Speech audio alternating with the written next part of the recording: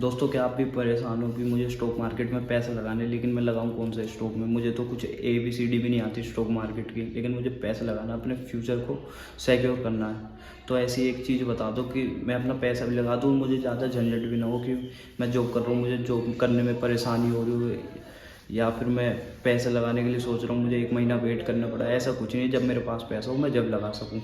तो दोस्तों, एक ऐसी एक चीज़ है, उसे म्यूचुअल फंड कहते हैं। म्यूचुअल फंड ये होता है, एक म्यूचुअल फंड होता है, वो आप लार्ज कैप का ले सकते हो, मिड कैप का ले सकते हो या स्मॉल कैप का ले सकते हो। अगर आपने स्मॉल कैप का ले लिया तो स्मॉल कैप की जितनी भी कंपनीज है, उसमें जो म्यूचुअल फंड का मेन इन्वेस्टर है, उसके नीचे 15 से 20 लोग काम करते हैं। वो यही देखते रहते हैं कि कौन सी स्मॉल कैप ज़्यादा अच्छी चल रही है, कौन सी परफॉर्म अच्छा नहीं कर रही, कौन से में पैसा इन्वेस्ट करना चाहिए, कब वो अपने लो पे है, कब अपने वो पीक पे, तो उसे सेल कर दो। तो ये सब चीज़ें वो उनका काम होता है म्यूचुअल फंड का। म्यूचुअल फंड की बहुत सारी कंपनी, जैसे ICICI करती है, आपकी कोटक करती है, आपकी HDFC करती है, आपकी UTI है। बहुत सारे फंड्स हैं जिसमें आप अपना पैसा लगा सकते हो। ये आप 100 रुपये भी लगा सकते हो, अपने 1000 रुपये भी लगा सकते हो, 10,000 भी लगा सकते हो, 1 लाख, जितनी आपकी क्षमता, आप उतने पैसे लगा सकते हो अपने। आपको इसमें कुछ नहीं देखना कि मुझे ये स्टॉक कब लेना है, क्या नहीं लेना है। ये सब फंड मैनेजर करते हैं अपने आप, क्योंकि इसलिए वो पैसे ले। अगर आप उनसे सर्विस ले तो वो भी कुछ आपसे चार्ज करते हैं। तो जैसे आपने 100 रुपये लगाए अपने म्यूचुअल फंड में, तो वो अपने 2 रुपये काट लेते, बाकी के जो 98 रुपीज़ है वो अपने लगा देते हैं, इन्वेस्ट कर देते हैं आपके। तो आपका उस 98 के रुपये के हिसाब से आपकी रिटर्न बनती है। और बाकी अगर आप ये सोच रहे हो म्यूचुअल फंड में हम पैसे कैसे लगा सकते हैं, तो म्यूचुअल फंड में आप 2 तरीके से पैसे लगा सकते हो। एक तो होता है लमसम वे में, कि आपको इकट्ठा 1 लाख रुपए, तो आपने 1 लाख रुपए एक बारी में लगा दिए। या फिर आप SIP कर सकते हो, सिस्टमेटिक इन्वेस्टमेंट प्लान होता है ये, कि आपने जैसे हर महीने 2,000 रुपये लगाने हैं आपको, कि मेरे हर महीने 2,000 रुपये कटते रहे। तो आपके बैंक अकाउंट से अगर आप इसे कनेक्ट कर दोगे तो आपके हर महीने 2,000 रुपये कटते रहेंगे। आपने जो उनसे फंड में पैसा लगाया, कौन से म्यूचुअल फंड में, जो उनसे भी म्यूचुअल फंड में पैसा लगाया, लार्ज कैप में, मिड कैप में, स्मॉल कैप में, तो आपके हर महीने 2,000 रुपये कटते रहेंगे और वो उसमें लगते रहेंगे, आपको रिटर्न दिखती रहेगी। तो आप इसमें अपनी जॉब से भी परेशान नहीं होगे। अगर आपको स्टॉक मार्केट में पैसा लगाना और अपना बिल्कुल भी ये नहीं करना कि यार मैं देखूँ ना देखूँ, अपने आप अपने अगले 10-20 साल के लिए कर रहे हो कि फ्यूचर्स में देखेंगे, कहीं कभी ज़रूरत पड़ने लगी, तो ये बहुत अच्छी बात है, आपको करनी भी चाहिए म्यूचुअल फंड में इन्वेस्टमेंट। आपको अपना दिमाग नहीं लगाना, बस पैसे लगाने, आपके वो रिटर्न बनते रहेंगे। बाकी सब उनके फंड मैनेजर के ऊपर होती है, क्योंकि वो इतने एक्सपर्ट है वो, तो जब भी तो बैठोगे इतने सारे फंड लेके, तो इसलिए वो पैसे लगाते हैं। वो थोड़े बहुत चार्ज करते हैं, 2 या 3% चार्ज करते हैं आपके जितने भी अमाउंट होती है उसके ऊपर। SIP और लमसम तो यही हो गया कि आपने 1 लाख रुपये एक बारी में लगा दिया, कि फिर जब पैसा आएगा फिर मैं जब लगाऊंगा। और SIP होती है हर महीने कुछ कुछ पैसा लग रहा है, तो कंपाउंडिंग होकर बहुत ज़्यादा हो जाता है आपके आने वाले 10 या 20 साल में।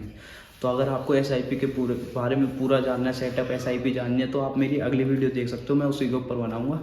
और अगर आपको वीडियो अच्छी लग रही है तो चैनल को सब्सक्राइब करके जाए, वीडियो को लाइक करके जाए। दोस्तों, SIP का मतलब होता है सिस्टमेटिक इन्वेस्टमेंट प्लान। इसका मतलब ये होता है आप हर महीने कुछ कुछ पैसा इन्वेस्ट कर रहे हो अपने फ्यूचर वेल्थ के लिए, मतलब कि आपको फ्यूचर में कभी भी ज़रूरत पड़े तो हम निकाल सकते हैं। तो ये लिक्विड में होता है कि आप इसे कभी भी निकाल सकते हो। जैसे आपने आज SIP शुरू करी तो आप 1 साल बाद भी निकाल सकते हो, 10 साल बाद भी निकाल सकते हो, 40 साल बाद भी निकाल सकते हो। वो आपके ऊपर, आपको कब निकालनी है। और जो लमसम अमाउंट होता है उसमें ये होता है कि आपने लमसम में एक साथ 1 लाख रुपये इकट्ठा लगा दिया कि मुझे लार्ज कैप में लगाना है। अब जैसे जैसे लार्ज कैप बढ़ेगी तो आपका सारा पैसा लगा हुआ है, तो आपको उसके हिसाब से इंटरेस्ट मिलेगा, तो उसमें आपकी एवरेजिंग नहीं हो पाती। लेकिन SIP में क्या है, आप हर महीने 2,000 रुपये लगा रहे हो तो आपकी एवरेजिंग हो रही है। कभी कंपनी ऊपर है तो 2,000 रुपये यहाँ लग गए, कभी कंपनी नीचे है तो 2,000 यहाँ लग गए, तो उसकी एवरेज हो जाती है। उस वजह से आपको जो परसेंटेज है, प्रॉफिट परसेंटेज है, वो बहुत ज़्यादा मिल जाता है।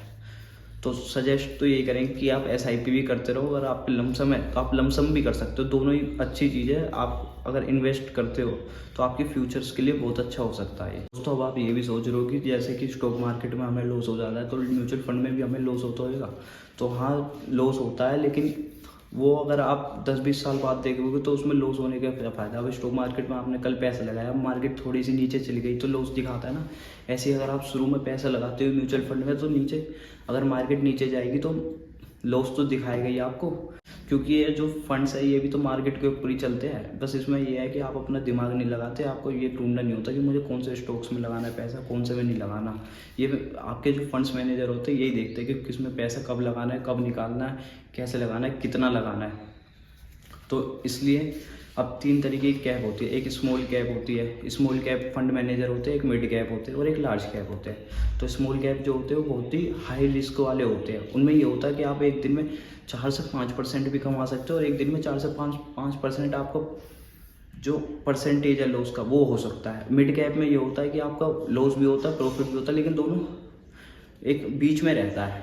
और जो लार्ज कैप है उसमें आपका लॉस बहुत कम होता है, प्रॉफिट की जो परसेंटेज होती है वो भी कम होती है। ना आपका प्रॉफिट ज़्यादा होता है ना आपका लॉस कम होता है। मिड कैप में दोनों बीच के रहते हैं। और लोग जो स्मॉल कैप कंपनी है उसमें आपको प्रॉफिट भी ज़्यादा हो सकता है एक दिन में, और एक दिन में बहुत ज़्यादा नीचे गिर भी सकती है। तो ये सब मार्केट निफ्टी के ऊपर डिपेंड करता है। अगर निफ्टी गिरी में फंड है, म्यूचुअल फंड है, तो वो नीचे गिरेंगे जब निफ्टी गिरी हुई है। अगर निफ्टी बढ़ रही है तो आपका जो रिटर्न है वो रेट ऑफ रिटर्न भी बढ़ता रहेगा। तो ये चीज़ होती है कि म्यूचुअल फंड में आपको फ़ायदा मिल जाता है, आपको देखना नहीं पड़ता, बस आपको पैसा लगाना होता है। और ETF में क्या है, ETF में आपको अपना दिमाग लगाना पड़ता है, कौन सा सेक्टर में कब लगाना है, कैसे। तो ETF में जो आपका एक्सपेंस रेशो है वो 0.18 है और इसमें 2% का है। क्योंकि जो फंड मैनेजर बैठे हैं वो भी तो पैसे कमाने के लिए बैठे हैं। वो इसमें पैसा जब लगाते हैं जब नीचे होती है, और जब निकालते हैं जब वो अपने हाई पे होती है।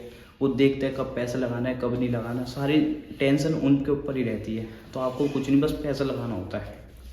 तो दोस्तों, अगर आपको म्यूचुअल फंड समझ आया हो तो इस वीडियो को लाइक करके ज़रूर जाना और चैनल को सब्सक्राइब कर लेना। यही म्यूचुअल फंड होता है। अगर आपको SIP के बारे में जानना है तो आने वाली नेक्स्ट वीडियो में आप जान सकते हो SIP और सेटअप SIP क्या होती है, कंपाउंडिंग पावर क्या होती है। अगर आप हर महीने पैसे लगाओगे तो आपके 10 या 20 साल बाद कितने पैसे हो जाएंगे, ये सब चीज़ें आपको नेक्स्ट वीडियो में मिलेगी। तो बने रहिए इस चैनल पे।